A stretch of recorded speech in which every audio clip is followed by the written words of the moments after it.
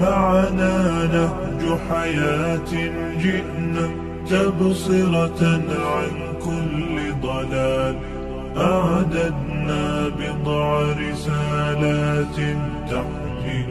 Если это лекарство необходимо и нет альтернативы, то, конечно же, вы назначаете, и человек это пьет, использует. Но если есть любая альтернатива, если что-то можно, если можно чем-то это заменить, то в этом случае нужно назначать, конечно же, что-то другое.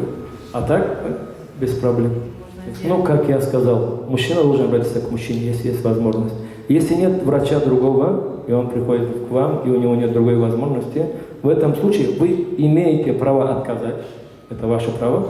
Но если вы считаете необходимым, вы можете помочь этому человеку. Есть действительно разногласия среди ученых. Те, кто хоть немного разбирается в исламе, знают, что есть 4 мазхаба, 4 школы, основные школы, которые исповедуются мусульманами.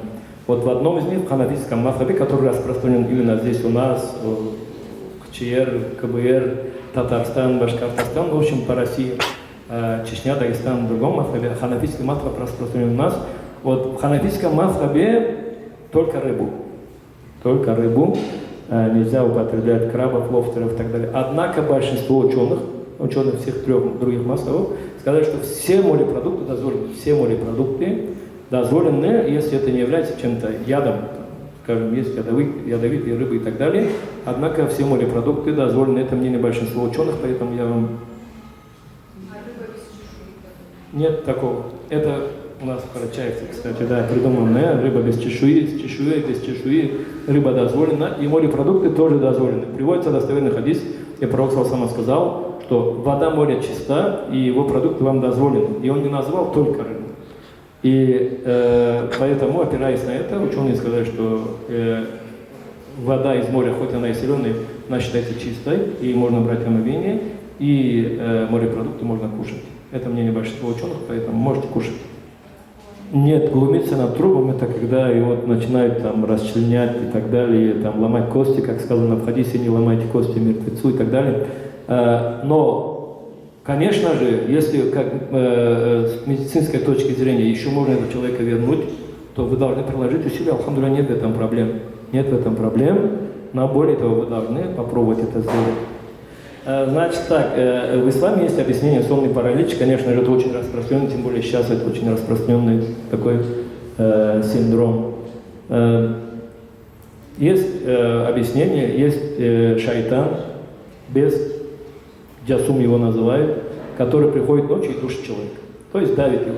В принципе, это все, что он может сделать. Однако, из-за того, что мы не можем с этой ситуацией как-то справиться, у человека начинаются страхи. Ко мне приходили люди, которые там ночами не спят, спят только днем, потому что боятся, что это уже настолько ими овладело, что может в любой момент начинается, у них сильный страх, они спят только ночью. Я знаю человека, алхамдулилля, вылечился, который под подушку ложил 2 ножа, и когда у него начиналось, он хотел постоянно этими ножами там драться и так далее. У некоторых это раз в месяц, 2 раза в месяц и так далее. У некоторых это раз в неделю, у некоторых каждую ночь, такое бывает. Но, в принципе, несложно от этого избавиться. Для мусульман могу сразу посоветовать. Берете воду, пульверизатор, обычный пульверизатор, берете сюда воду, начитывайте туда те же суры, что я и сказал. Каждый вечер брызгайте эту воду в своей комнате на себя и неделю процедуру сделайте. Скорее всего, в основном это уйдет. Есть более сложные, когда уже нужно и полную процедуру там обливаться водой, брызгать в доме, пить эту воду и так далее, но это уже нужно персонально смотреть, у кого, как часто это все происходит. Но сонный паралич, действительно, по моей части, я не знаю в своей практике человека, который не излечился от этого, этим методом. Просто я не знаю в своей практике человека, который не излечился. Я имею в виду методом ислама. Это по части вот веры ислама. Вот когда это дорогостоящее, тяжелое лечение, в этом случае человек имеет право уповать на Господа и сказать, что я отказываюсь.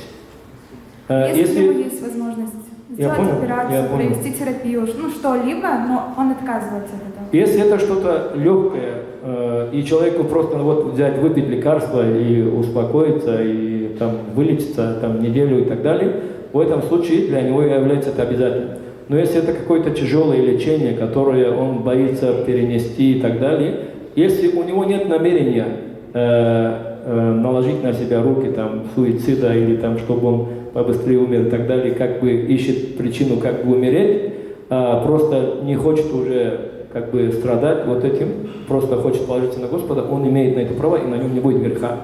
Однако лучше, конечно, если он, у него есть возможность вылечиться и дальше поклоняться Господу, зарабатывать благие деяния и так далее, если у него есть такая возможность. Но он может сказать, что я уповаю на Господа, я больше не хочу это лечение. А если он это оправдывает тем, что не хочет получать помощь от родственников? От родственников? Если он этим оправдывает себя. Но здесь вот родственникам тогда нужно собраться, поговорить с ним, объяснить, постараться сделать это правильно.